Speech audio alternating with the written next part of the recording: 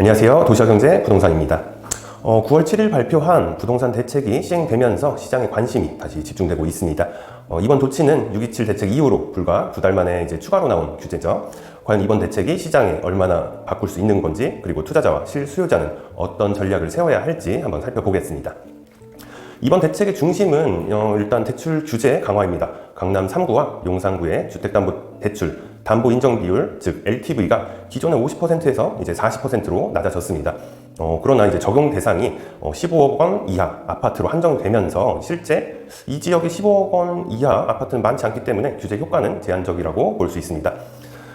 그리고 전세대출 규제도 강화가 됐습니다. 수도권 규제 지역에서 1주택자의 전세대출 한도는 2억 원으로 일괄적으로 됐고요. 평균적으로는 약 한 6,500만 원 정도 줄어들었다고 보입니다. 실수요자의 자금 마련이 이제 한층 어려워졌다고 보고 있고요. 다만 긍정적인 부분도 또 있습니다. 규제 지역에서 기존 대출 범위 내에서 다른 금융기관으로 갈아탈 수 있는 대환대출이 이제 허용되면서 실수요자들이 금리 부담을 줄일 수 있게 된 점은 이제 분명한 변화라고 볼 수 있습니다. 서울 아파트 가격은 이제 규제에도 불구하고 여전히 상승의 흐름을 이어가고 있습니다.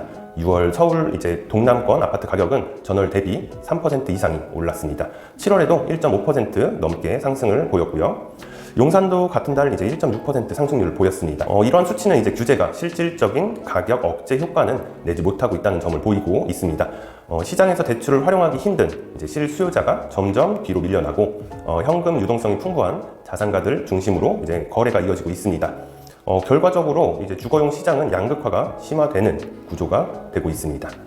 투자자라면 이번 규제 속에서 전략을 세워야겠죠. 우선 15억 원 이상 초고가 아파트는 여전히 안정적인 선택지라고 보입니다. 규제 적용 대상이 아니기 때문에 현금 자산가 수요가 유지가 되고 있고 신축 희소성과 입지 경쟁력은 장기적 가격 방어를 가능하게 합니다. 그리고 또한 재건축, 재개발 구역은 더욱 주목받을 수밖에 없습니다. 공급 부족과 규제가 맞물리면서 신축 아파트의 희소성이 부각되고 사업성이 구체화된 구역일수록 향후 프리미엄이 붙을 가능성이 커지죠. 아울러 서울 외곽이나 수도권 주요 교통망 확충 예정 지역은 비규제 지역 투자처로서 매력이 있죠. GTX나 신도시 개발이 맞물린 지역은 중장기적으로 안정적인 수익을 기대할 수 있습니다. 실수요자라면 두 가지 방향에서 접근할 필요가 있죠. 첫 번째 대출 여력이 조금 부족하다. 그러면 당장의 무리한 매수보다는 관망이 좀 필요합니다. 정비사업 이주 시기나 입주 공백기에 전세 수요가 몰릴 때를 활용하는 것이 더 합리적이라고 볼 수 있습니다. 그리고 반대로 금융 여력이 조금 충분하다 싶으면 강남 신축 아파트 대신 GTX 연계 역세권이나 서울 외곽의 신축 대단지를 노려보는 전략이 바람직합니다.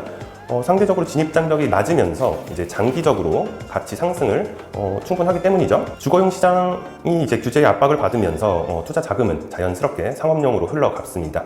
이번 대책 이후 특히 주목할 곳이 건물, 그리고 상가, 그리고 또 오피스입니다. 일단 먼저 건물 투자는 여전히 안정적인 수익을 기대할 수 있는 분야죠. 서울 핵심 상권의 소형 건물은 임대 수익과 함께 자산가치 상승을 동시에 노릴 수 있습니다. 특히 노후 건물을 매입해서 리모델링 하거나 용도를 변경하는 방식은 투자 수익률을 끌어올리는 대표적인 방법이라고 볼 수 있습니다. 근데 이렇게 할 경우 금리 부담이 크기 때문에 차입 비율을 최소화하는 보수적인 접근이 필요하다고 보입니다. 그리고 두 번째 상가는 유동인구와 배우 세대가 확실한 곳을 선택해야겠죠. 그게 핵심이라고 볼 수 있습니다. 대단지 아파트 상가나 역세권 상가는 공실의 위험이 적고 안정적 임대 수익을 기대할 수 있습니다. 그리고 GTX 노선이 지나는 역세권 상권은 중장기적으로 임대료 상승과 시세 차익을 동시에 노릴 수 있는 좋은 투자처가 될 수 있습니다. 그리고 마지막으로 오피스는 강남, 여의도, 판교를 중심으로 여전히 안정적인 시장입니다. 이 지역은 기업 수요가 꾸준하고 공실률이 낮기 때문에 안정성이 높습니다. 그리고 특히 중소형 오피스는 스타트업과 IT 기업 수요 증가로 경쟁력이 강화되고 있어요. 다만 금리 상승기에는 임차인 확보가 조금 수익성을 좌우하기 때문에 안정적인 임대차 계약을 맺는 것이 무엇보다 중요하다고 볼 수 있습니다. 여기까지 오늘 결국 9.7 대책은 정부의 규제 의지를 보여주는 신호탄에 가깝다고 볼 수 있습니다. 하지만 실효성은 제한적이고 오히려 현금 자산가와 상업용 투자자들이 더 유리한 환경이 조성되고 있습니다. 따라서 지금은 주거용 시장에서 재건축, 재개발, 비규제 지역을 보면 되고 상업용 시장에서는 건물, 상가, 오피스를 중심으로 안정적인 수익 구조를 확보하는 전략이 필요하다고 보입니다. 상담을 희망하시는 분들은 영상에 나와 있는 연락처로 상담 신청 부탁드리고요. 구독, 좋아요, 알림 설정까지 부탁드립니다. 시청해주셔서 감사합니다. 좋은 차를 하기 전에도, 이사를 가기 전에도, 크게 다치기 전에도 항상 미리 대비를 해놓는데 부동산은 왜?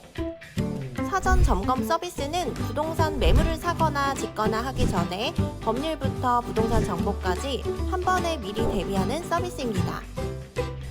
영상에 나오는 연락처로 많은 신청 부탁드립니다.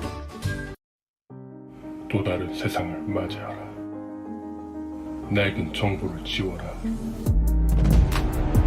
새로운 감각을 익혀라.